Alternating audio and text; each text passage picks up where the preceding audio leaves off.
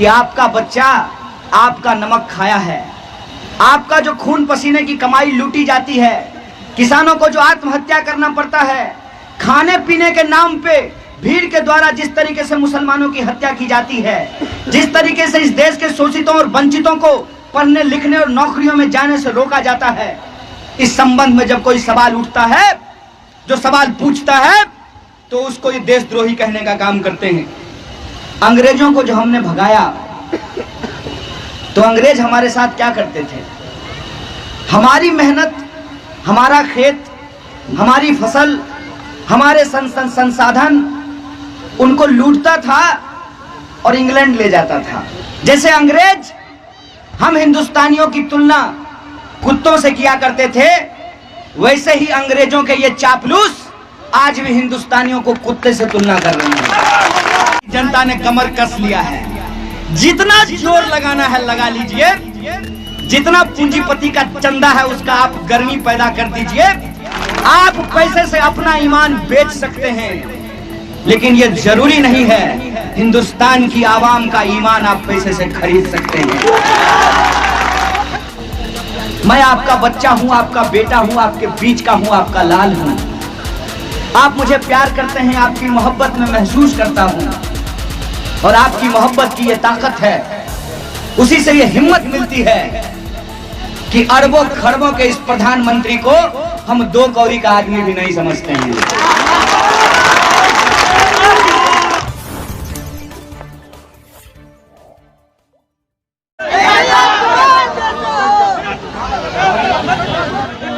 सभी ग्रामवासियों, आदरणीय बुजुर्गों, माताओं, बहनों, नौजवान दोस्तों, किसान मजदूर भाइयों, और हमारी आवाज जिन तक पहुंच रही है उन तमाम लोगों का मैं क्रांतिकारी इस्तकबाल करता हूं, उनको जय भीम और लाल सलाम पेश करता हूं। दोस्तों, और जन्म एक ऐसी चीज है जिसमें आपका बस नहीं चलता है। आपका बस चलेगा? आप तय कर सकते हैं क्या कि आप कौन सी जात या कौन सा धर्म में पैदा होंगे, धरती के कौन से कोने में पैदा होंगे, हिंदुस्तान में पैदा होंगे कि इंग्लैंड में पैदा होंगे? ये हम नहीं तय कर सकते हैं। जन्म एक ऐसी चीज है, जो लोग खुदा को मानते हैं, अल्लाह को मानते हैं, जो भगवान को मानते हैं, और जो लोग नहीं मानते हैं, लेकिन दोनों इस बात को मानेंगे कि जन्म एक ऐसी चीज है जिसको आप तय नहीं कर सकते हैं। लेकिन सबसे बड़ी दुखद बात यह है कि पूरी दुनिया में, ऐसा मत समझिए कि सिर्फ हिंदुस्तान में और बेगूसराय में, पूरी दुनिया में सबसे ज्यादा भेदभाव यदि किसी नाम पे होता है तो जन्म के नाम पर होता है। आप किस कोख से पैदा लिए हैं, आपकी जाति क्या है, आपका धर्म क्या है, इस आधार पे आपके साथ भेदभाव होता है। और हिंदुस्तान तो इस मामले में अजीबोगरीब देश है। एक मैं मजेदार बात आपको बताता हूं, और जो लोग बाहर कमाने के लिए गए हैं, विदेशों में रहते हैं, उनसे पूछिएगा, उनको ये बात मालूम है। इस्लाम में जाति नहीं है। मस्जिद में कोई ऊंच नीच होता है? अल्लाह के सामने हर कोई सर झुकाता है। इस्लाम में कोई जाति नहीं है। लेकिन जब ये धर्म हिंदुस्तान आया और लोग यहाँ पे मुसलमान हुए, तो इस्लाम में जाति नहीं होने के बावजूद मुसलमान में जाति पैदा हो गई। अब आप सोच करके बताइए, जो लोग जात और धर्म के नाम पर राजनीति करते हैं, वो सिर्फ संविधान के खिलाफ नहीं है, वो संविधान और इंसान के खिलाफ है। इस बात को भी उनको समझना चाहिए। हम सब मनुष्य हैं। हम सब, अगर आप आस्तिक हैं, अगर आपको अल्लाह और खुदा में भरोसा है, तो हम सबको उसी खुदा ने बनाया है, उसी ईश्वर ने हम सबको बनाया है। अगर आप विज्ञान को मानते हैं, तो विज्ञान के आधार पर भी हम सब होमो सेपियंस हैं। अब बताइए, किसी मुसलमान के पेट में अगर कोई छुरा भोंकेगा तो खून निकलेगा, किसी हिंदू के पेट में भी कोई छुरा भोंकेगा तो खून ही निकलेगा। हमको अगर पीटेगा तो आंख से आंसू निकलेगा, आपको कोई पीटेगा तो कान से आंसू निकलेगा कि आंख से ही आंसू निकलेगा। विज्ञान के हिसाब से भी हम सब होमोसेपियंस हैं, हम सब मनुष्य हैं, लेकिन ये भेदभाव क्यों है? जबकि अंग्रेजों को जो हमने भगाया तो अंग्रेज हमारे साथ क्या करते थे? हमारी मेहनत, हमारा खेत, हमारी फसल, हमारे संसाधन उनको लूटता था और इंग्लैंड ले जाता था। हमारी ही कलेजे पे बैठकर, हमारी ही छाती पर बैठकर हम पर ही शोषण करता था। और रेस्टोरेंट के बाहर लिखा होता था, भारतीयों और कुत्तों का प्रवेश वर्जित है। हमारी तुलना वो कुत्तों से किया करते थे। अब मैं एक स्टेटमेंट आप लोगों को याद दिलाता हूं। जब मोदी जी को पूछा गया कि आप मुख्यमंत्री थे, 2002 में आपके मुख्यमंत्री रहते हुए दंगा हुआ, इसका आपको अफसोस है कि नहीं है? आपको हैरानी होगी और आपको शर्म आएगी कि मोदी जी ने क्या बयान दिया था।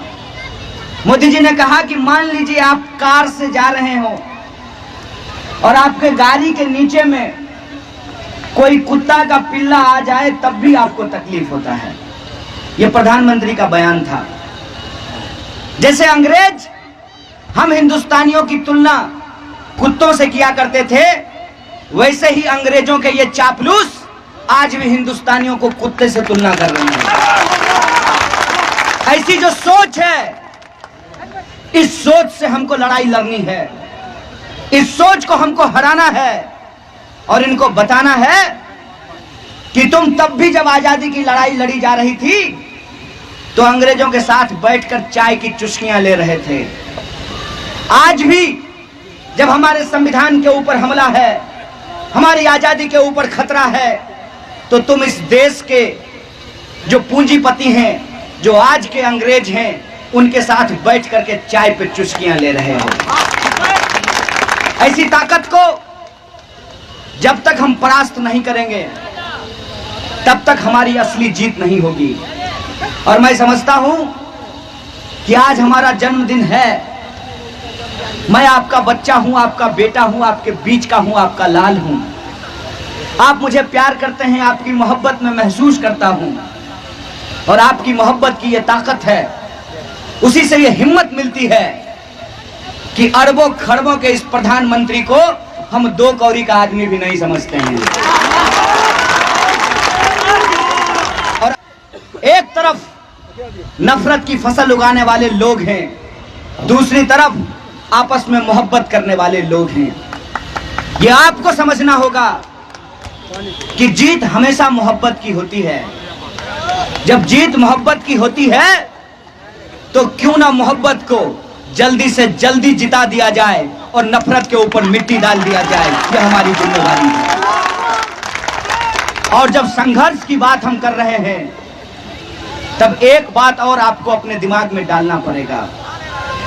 आज बहुत सारे वीर बांकुरे हैं जो दावा कर रहे हैं कि वो मोदी से लड़ेंगे। तो हम बस एक बार पूछना चाहते हैं, चचा तब काहे नहीं लड़े जब इस देश में खुलेआम अखलाक की हत्या कर दी गई? तब आप क्यों नहीं लड़े जब पहलू खान को मार दिया गया, जब जुनैद की मां से उसका बच्चा छीन लिया गया? तब आप कहां थे जब अपने बच्चे के न्याय के लिए नजीब की मां को दिल्ली की सड़कों पे घसीटा जा रहा था? ये आपके दावे खोखले हैं, लेकिन मैं यह बात स्पष्ट कर देता हूं, हमारी लड़ाई सिर्फ और सिर्फ इस देश में जमहूरियत और संविधान को बचाने की लड़ाई है। हमारी लड़ाई, जो लोग चुनाव जीतकर अपना कैरियर बनाना चाहते हैं, उनसे हमारी कोई लड़ाई नहीं है। हम अपनी ऊर्जा, अपनी क्षमता बर्बाद नहीं करना चाहते हैं। हमको किन से लड़ना है ये हमको मालूम है। और लड़ने के लिए हम टिकट का इंतजार नहीं कर रहे थे, नॉमिनेशन का इंतजार नहीं कर रहे थे। हम सड़कों पे थे, सड़कों पे हैं। और अगर आपका आशीर्वाद मिलेगा, आपकी दुआ अगर मिलेगी, तो सड़क की इसी आवाज को संसद तक ले जाने का काम किया जाएगा। ये हमारा संकल्प है। कुछ लोगों ने एक नई बात बोलनी शुरू की है। देश का प्रधानमंत्री ही जब झूठ बोलता हो तो मंत्री झूठ बोलेगा, इसकी पक्की गारंटी है। दुकान पे लिखा रहता है ना, फैशन के दौर में गारंटी की इच्छा मत करें। लेकिन जुमलों के इस दौर में 100% आप जुमलेबाजी का परिचय देख सकते हैं भाजपा के किसी भी मंत्री या प्रधानमंत्री के द्वारा। ऐसा झूठ, ऐसा झूठ की कसम से झूठ भी कहे कि मेरा ही नाम बदल दीजिए योगी जी। ऐसा झूठ। और जनता तो छोड़ दीजिए, देश की सर्वोच्च अदालत में सरकार के प्रतिनिधि झूठ बोल रहे हैं। एलईडी बल्ब का दाम बता रहे हैं, लेकिन राफेल का दाम बताने के लिए तैयार नहीं है। और हर दिन एक नया झूठ बोलते हैं। पहले बोले राफेल में कोई चोरी नहीं हुई है, कैग ने इसकी जांच कर ली है। विपक्ष ने कहा कि कैग का रिपोर्ट लीडर ऑफ अपोजिशन को भी भेजा जाता है, नेता प्रतिपक्ष को भी भेजा जाता है, लेकिन उसको तो भेजा ही नहीं गया है। तब उन्होंने कहा कि नहीं, कैग ने जांच नहीं की है, रिपोर्ट हमारे पास रखी हुई है। तो लोगों ने कहा कि रिपोर्ट रखी हुई है तो रिपोर्ट दीजिए। तब सरकार ने कहा कि रिपोर्ट चोरी हो गई है। तो फिर कहा गया कि रिपोर्ट चोरी कैसे हो गई? तब कहा कि नहीं, चोरी नहीं हुई है, फोटोकॉपी हो गया है उसका। जब कहा कि ठीक है फोटोकॉपी हो गई, फिर भी पूरा रिपोर्ट दीजिए और बताइए कि कितना दाम है। तो कहा कि पीछे से 3 पन्ना चोरी हो गया है। बताइए झूठ भी शर्मा जाएगा कि नहीं शर्मा जाएगा? ऐसी जुमलेबाजी कि प्रधानमंत्री जब जुमलेबाजी कर रहे हो, जब ध्यान से उस आदमी को आप बोलते हुए सुनिएगा, हालांकि उसके लिए आपको बहुत धैर्य की जरूरत पड़ेगी, आपको सब्र की जरूरत पड़ेगी। लेकिन अगर आपके पास सब्र है और उस इंसान को यदि आप बोलते हुए सुनेंगे, तो मुझे तो यही लगता है, पता नहीं आपको क्या लगेगा। जैसे बाजार में कोई खटमल मारने की दवा बेचने वाला नहीं होता है, खटमल मारने की दवा ले लो, चूहा मारने की दवा ले लो, उसी स्टाइल में वो आदमी बोलते हैं। और वो जो खटमल मारने की दवा बेचने वाला होता है, और वो जो है दांत खाज खुजली की जो दवा बेचता है, कन्हैया महलम, वो आदमी जो बोलता है उस बात को ध्यान से सुनिए। क्या बोलता है? एक बार ले जाइए, बार बार लेके जाइएगा। एक बात बताइए, एक बार में जब खटमल मर जाएगा तो दूसरी बार क्या उसको सर में लगाने के लिए ले जाएंगे? ठीक यही काम इस देश के वजीर आजम कर रहे हैं, इस देश के प्रधानमंत्री कर रहे हैं कि वादा जो उन्होंने किया था उस वादा को वो भूल चुके हैं और जनता के सामने रोज नया वादा लेकर के आ रहे हैं। तो जनता को 1 मिनट ठहर करके सोचना चाहिए ना। पहले पिछला वाला किस्त क्लियर कर दीजिए, अगला वाला देखेंगे। पिछली बार देश के लोगों ने वोट दे दिया इस उम्मीद में कि 2 करोड़ नौकरी पैदा हो जाएगी, हुई क्या? इस बार किस मुंह से वोट मांगने के लिए आ रहे हैं? इस बार जो है आपका झूठ का राज हम समाप्त करके रखेंगे, ये हमारा वादा है। आपको कह देते हैं, आपको जो पट्टा मैदान में उतारना है उतार लीजिए। 2-2 हाथ फरिया लेने के लिए तैयार हैं और हमको इस बात की खुशी है क्योंकि जनता ने कमर कस लिया है। जितना जोर लगाना है लगा लीजिए, जितना पूंजीपति का चंदा है उसका आप गर्मी पैदा कर दीजिए, लेकिन आ करके आप देख लीजिए लोगों को, जब वो धूप की गर्मी से नहीं पिघलते हैं तो आपकी नोट की गर्मी से भी नहीं पिघलेंगे। ये हमारा भरोसा है। आप पैसे से अपना ईमान बेच सकते हैं, लेकिन ये जरूरी नहीं है हिंदुस्तान की आवाम का ईमान आप पैसे से खरीद सकते हैं। और यही जो हमारी ताकत है, यही जो हमारी एकता है, इसी का नतीजा है कि इनका बल्लेबाज पैड पहन करके बल्ला लेकर के मैदान छोड़ के भाग गया है। हम लोग कह रहे आजा आई बहार, आजा आजा, आइए आइए, क्योंकि आप जब आएंगे तो हम आपको पाकिस्तान नहीं भेजेंगे। आपका घर पटना जिला है, आपको वापस गंगा पार करके पटना पहुंचा दिया जाएगा, क्योंकि हम अपने विरोधियों को पाकिस्तान नहीं भेजते हैं, क्योंकि हमारा हिंदुस्तान से नाता है।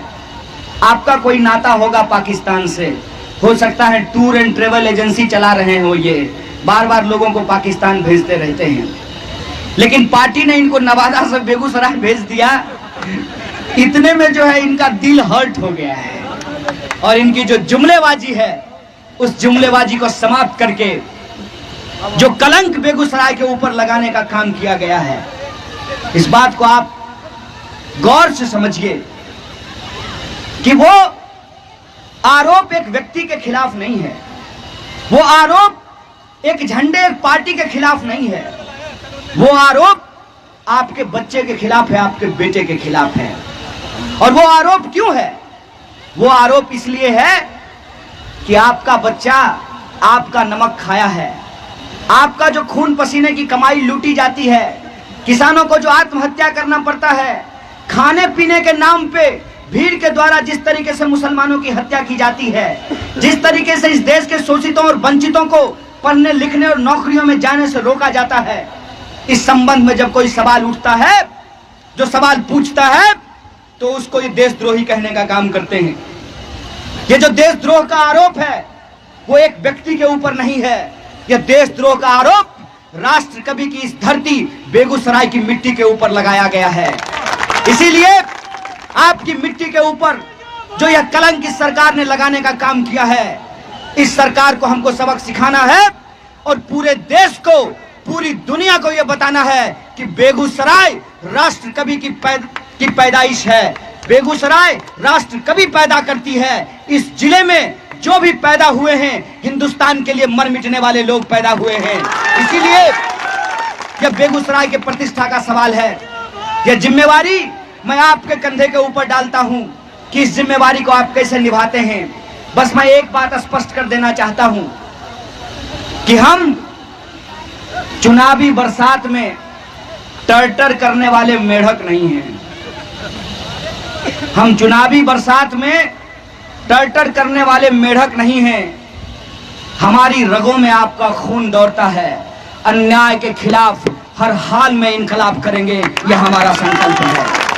और इस संकल्प से हम आपको यह कहना चाहते हैं कि नेता की तरह हम आपके बीच नहीं आए हैं, आपका बेटा है और आपके बेटे की तरह आपके बीच हैं। सुख दुख में शामिल होकर इस बात की हम गारंटी करना चाहते हैं कि कोई नफरतवादी, हिंसावादी इस देश के भीतर नफरत और सांप्रदायिकता की जहर को नहीं फैला सकता है। जब जब ये सांप नफरत का फन उठाने की कोशिश करेगा, उस फन को हम कुचलेंगे। यह हमारा संकल्प है। यह हमारा संकल्प है कि बेगूसराय जिले का इतिहास आपसी सौहार्द का इतिहास है। बेगूसराय का इतिहास ऐसा इतिहास है कि हम होली भी मनाते हैं और ईद भी मनाते हैं। यह बेगूसराय का इतिहास है। आजादी के आंदोलन के दौर से, आजादी के वक्त से लेकर के आज तक बेगूसराय के इतिहास में एक भी दंगा नहीं हुआ था। लेकिन पिछले 5 सालों में जिस तरीके से अल्पसंख्यकों के मोहल्ले में जाकर के डर का माहौल कायम करने की कोशिश की है इन गुंडों ने, तो इन गुंडों को हम खुली चुनौती देना चाहते हैं कि जब तक हम जिंदा हैं और हमारी तरह बेगूसराय की जनता जिंदा है, बेगूसराय में नफरत और हिंसा का माहौल तुमको नहीं बनाने देंगे। यह हमारा संकल्प है। खुल करके तुमसे लड़े थे, खुल करके तुमसे लड़ेंगे। और हमारा सपना दिल्ली पहुंचने का नहीं है। दिल्ली में तो हम थे ही ना। दिल्ली से बोरिया बिस्तर लेकर के आए हैं, किसी बेईमान फकीर की तरह लाखों का सूट पहन करके बोरिया बिस्तर लेकर के चले नहीं जाएंगे। आपकी मिट्टी में पैदा हुए हैं, हमारी मिट्टी में आपके साथ जिएंगे, साथ मरेंगे। यही आशा और विश्वास के साथ कि आपका आशीर्वाद मिलेगा। आपका आशीर्वाद मिलेगा तो इस लड़ाई को हम जरूर जीतेंगे। इन्हीं शब्दों के साथ आप तमाम लोगों को शुक्रिया अदा करते हैं अपनी बात को